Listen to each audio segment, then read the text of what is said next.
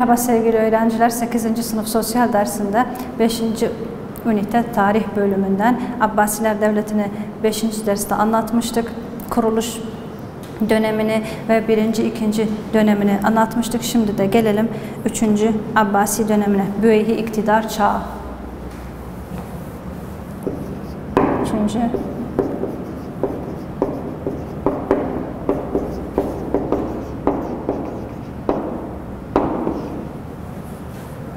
334 447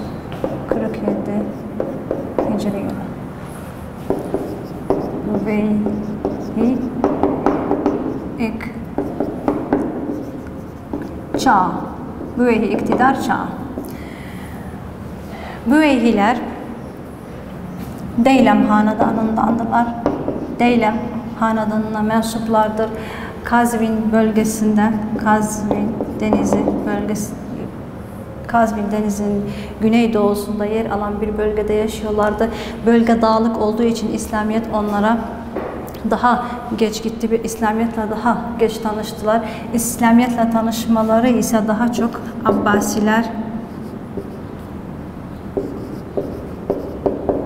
Abbasiler de Ebu Cafer El-Mansur döneminde oldu.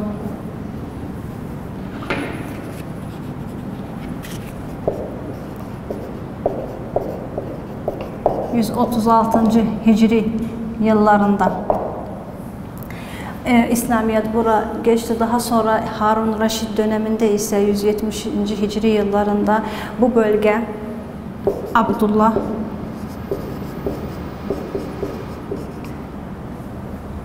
Alevi oğlu Yahya mülkü oldu ve o dönem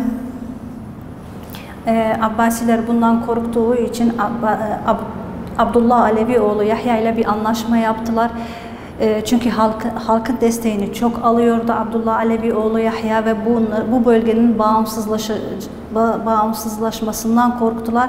Böylece Abbasiler Abdullah Alevi oğlu Yahya ile bir anlaşma yaptılar ve bölgenin Abbasilere tabi kalmasının konusunda anlaştılar. Bu dönemden sonra 250 silelim.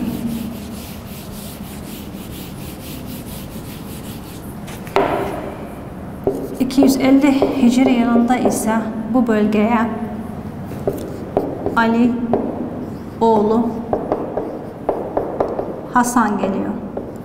Bu bölgede yaklaşık 13 yıl kalıyor. 13 yıl kalıyor ve kendi görüşünü halka yaymayı başarıyor, halkın desteğini alıyor. Ali oğlu Hasan öldükten sonra bölgede liderler arasında anlaşmazlıklar çıkıyor ve güvensizlik oluşuyor. Bölgenin istikrarı tamamen bozuluyor. Böylece Büveyhilerin gelmesine neden oluyor. Şimdi gelelim Abbasi ve Büveyhilerin bağlantısı. İlk başta nasıl başladı ve nasıl devam etti? Abbasi ve Büveyhiler.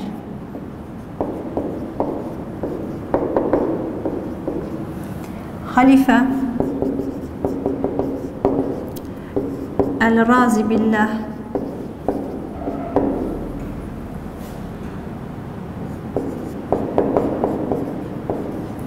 Billah döneminde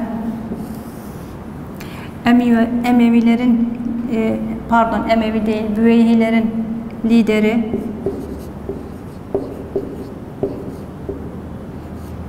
Büveyye oğlu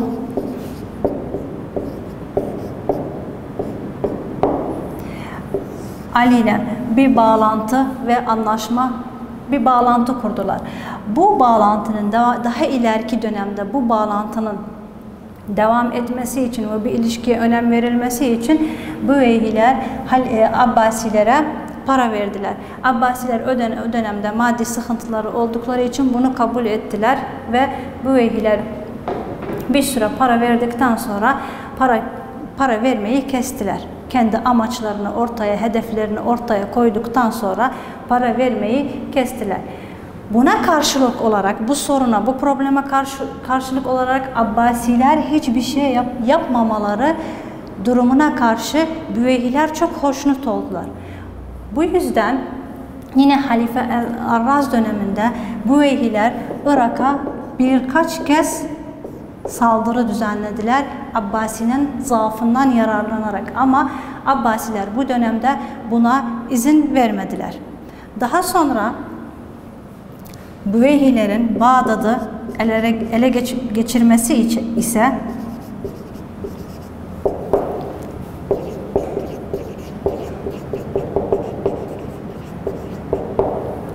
Halife El-Muti döneminde, Büveyhilerden ise Büye oğlu Ahmet liderliğinde 322 ve 329 yıllarında, Hicri yıllarında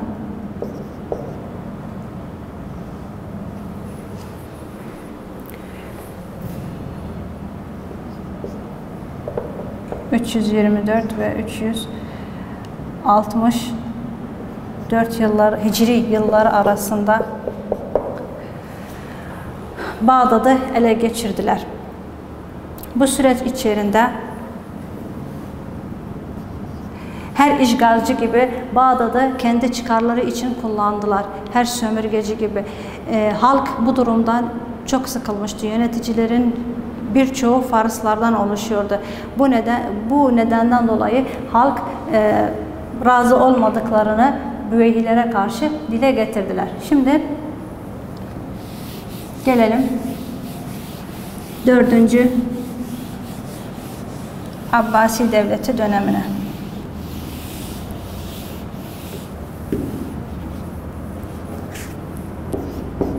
4. Abbasi dönemi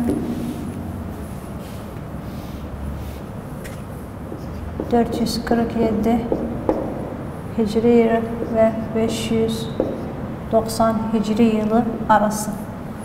Selçuklular iktidar çağı.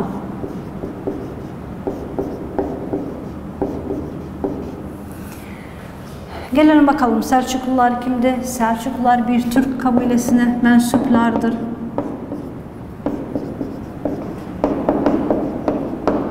Selçuklular ismi kurucusu Dukak oğlu Selçuk'tan gelmektedir. Türkistan bölgesinden gelmektelerdi. Daha sonra bu bölgede barınmadıkları için Müslüman Doğu ülkelerine doğru yönetiyorlar ve 345 Hicri yılında o bölgede hakimiyetlerini kuruyorlar. Daha sonraki dönemlerde ise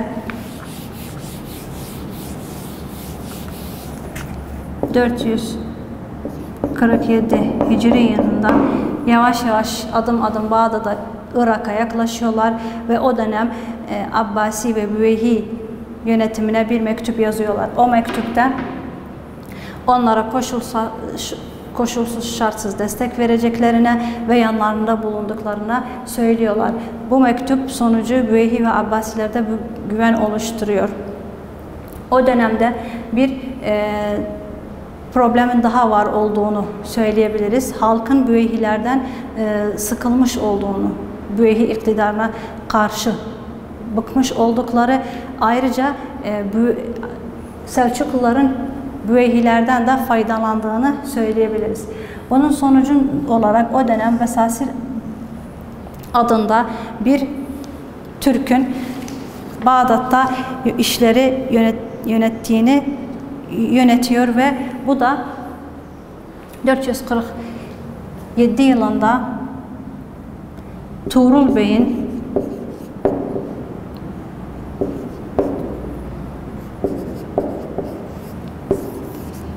Halval bölgesinde Irak'a giriyor.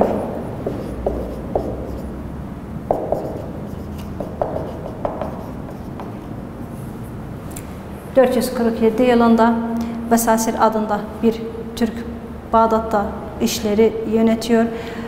Bundan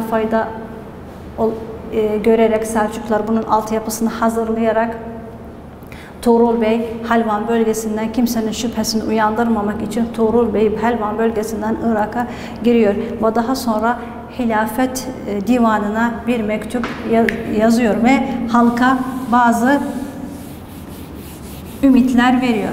Peki bakalım bu mektupta ne yazıyordu? Birincisi haç yolunu açacağına,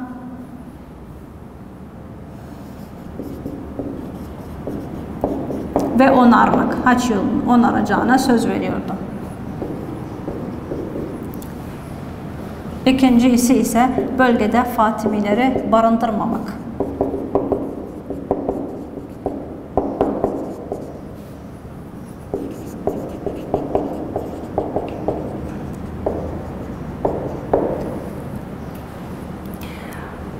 Bunların da etkisiyle halkta bu verilen sözlerin sonucunda halkta bir güven duygusu oluştu. Daha sonraki dönemde ise Halife el-Kaim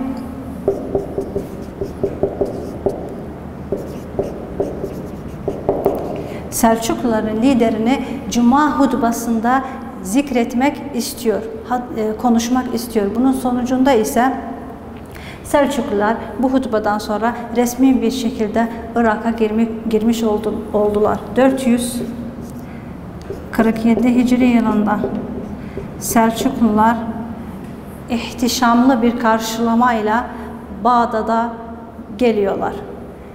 Böylece Selçuklular Bağdat'a resmi bir şekilde girmiş oluyorlar. Şimdi gelelim Abbasi'nin son Abbasi dönemine.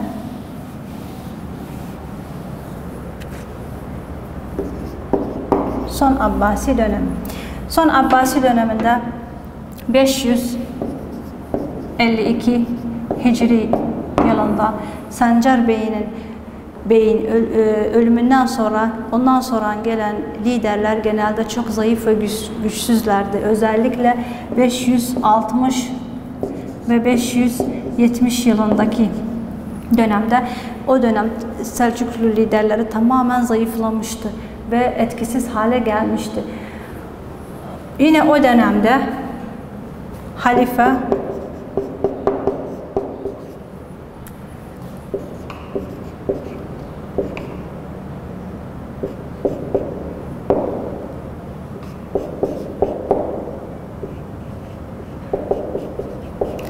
Nasr-ı-Dinillah döneminde Huvarizmler Irak bölgesine yaklaşmışlardı. Ve Selçuklular Halife Nasr-ı-Dinillah Huvarizm'den yardım isteyerek sınırlarının korunmasını istiyor ve bu şekilde Huvarizmler savaşa Selçuklulardan hiç destek almadan hazırlanıyor. Ondan sonraki dönem ise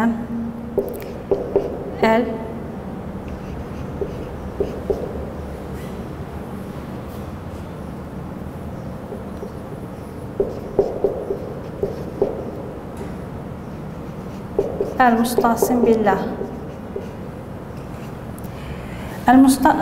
El-Mustasim Billah 640 yılında babasının ölümünden sonra hilafete geliyor ve El-Mustasim Billah çok sakin ve iyi bir insan,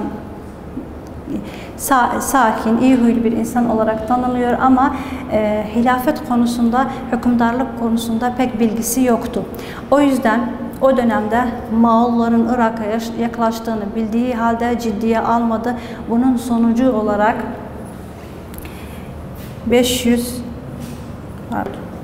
656 Hicri yılında Moğollar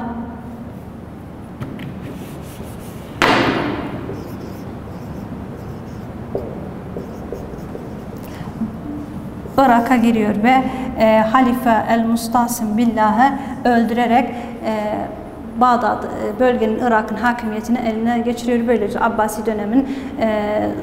Abbasi dönemi son bulmuş oluyor. Böylece kısaca Abbasi dönemini anlattık. Umarım faydalı bir ders olmuştur. Görüşmek üzere.